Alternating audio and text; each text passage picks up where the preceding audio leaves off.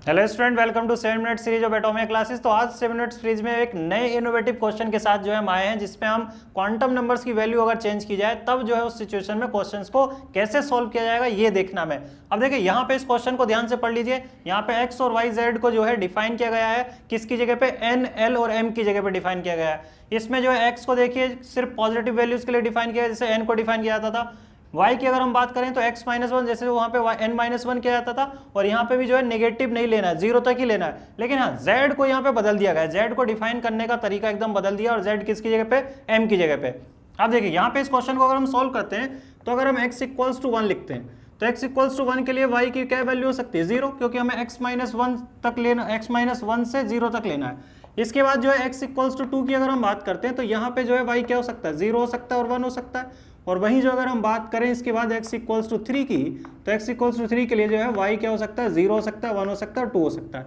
अब देखो यहाँ पे जो y की वैल्यूज आती हैं ये किसको रिप्रेजेंट करती है, सब सेल को।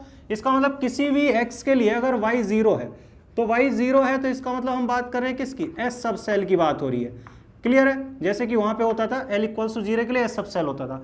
अब y 0 है तो उसके लिए z जो है अकॉर्डिंग टू दिस कॉन्सेप्ट कहां से कहां तक होगा, नेगेटिव वैल्यू को अगर पहले लिखें, y की वैल्यू 0 पुट करो, इसमें भी 0 पुट करो, तो क्लियर कट है कि ये जो है क्या हो जाएगा, -1/2 से +1/2।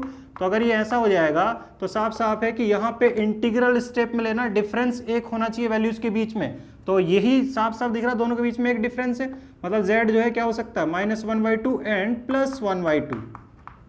मतलब क्लियर कट है कि अगर z की दो वैल्यू है, मतलब अब s सब सेल में कितनी ऑर्बिटल होंगी, दो। वहां पे एक होती थी लेकिन हाइपोथेटिकल सिचुएशन में कितनी है, दो है।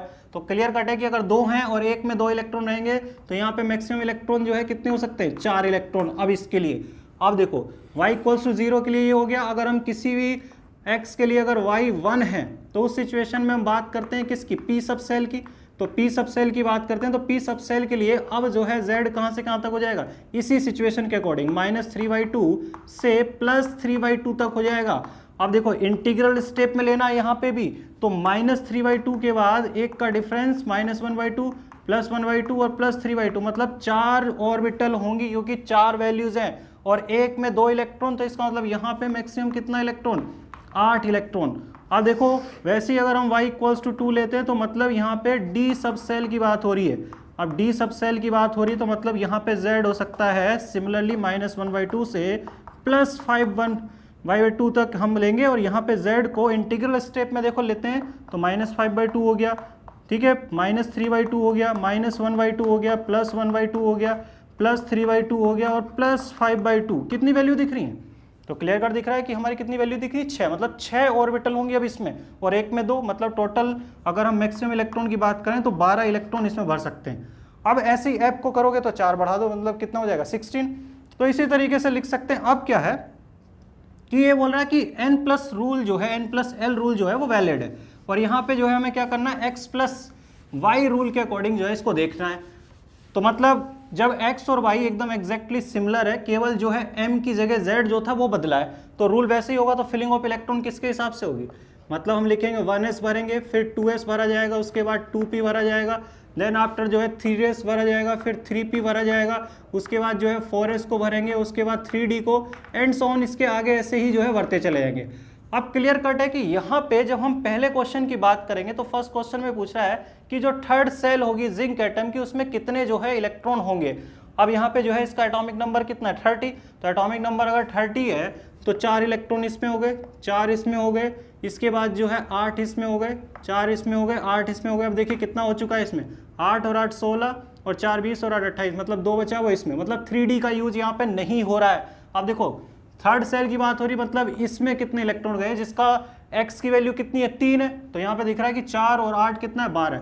इसका मतलब इस पर्टिकुलर क्वेश्चन का आंसर जो है कितना हो गया, इसका आंसर हो गया 12।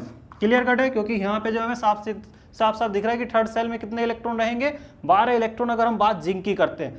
अब देखिए ये इनोवेटिव अप्रोच है पीरियोडिक टेबल से लेके। अब पीरियोडिक टेबल की जब हम बात करते हैं तो पीरियोडिक टेबल में किसी भी पीरियड को डिफाइन कैसे किया जाता है कि उसमें कितने एलिमेंट भरेंगे, तो ये डिपेंड करता है कि कौन सा जो है highest principal quantum number use हो रहा है, और उसमें जो सबसेल्स हैं उसको भरते वक्त जो है हम सब शुरू से भरते हैं तो मैक्सिमम कितने इलेक्ट्रॉन भर सकते हैं। अब देखो क्लियर कट है कि अगर हम बात करें फर्स्ट पीरियड की, तो फर्स्ट पीरियड का मतलब कि हम जो है पहली सेल का यूज कर रहे हैं, और पहली सेल का मतलब है कि उसमें 1s का ही यूज कर रहे होंगे, ठीक है, उसी के अकॉर्डिंग जो हमें डिफाइन करना है। सेकंड पीरियड की बात कर रहे हैं तो इसका मतलब जो है हम बात कर रहे हैं किसकी, सेकंड सेल की, मतलब 2s और 2p की बात कर रहे हैं। थर्ड पीरियड की बात कर रहे हैं तो n+l रूल के हिसाब से जो है यहाँ पे हम बात करेंगे 3s की और 3p की, 3d की बात नहीं करेंगे क्योंकि 3d जो है यहाँ पे यूज नहीं होता है। अब देखो क्लियर कट है कि यहाँ पे फर्स्ट पीरियड 1s का हो रहा है। अब जो है अगर हम कॉन्फ़िगरेशन लिखेंगे 1s1 पहले एलिमेंट के लिए, दूसरे का 1s2, फिर 1s3,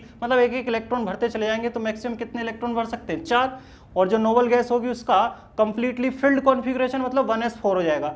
यहाँ पे एक नोबल गैस की जो वैलेंसी सेल होगी उसमें दोनों भरी होंगी, यहाँ पे जो नोबल गैस होगी वहाँ पे उसमें दोनों भरी होंगी, और जो पहला इलेक्ट्रॉन एंटर करेगा, ठीक है, इसमें उसका जो कॉन्फ़िगरेशन आएगा, ठीक है, वो हमारा किसके लिए हो जाएगा, एल्किलीज के लिए हो जाएगा।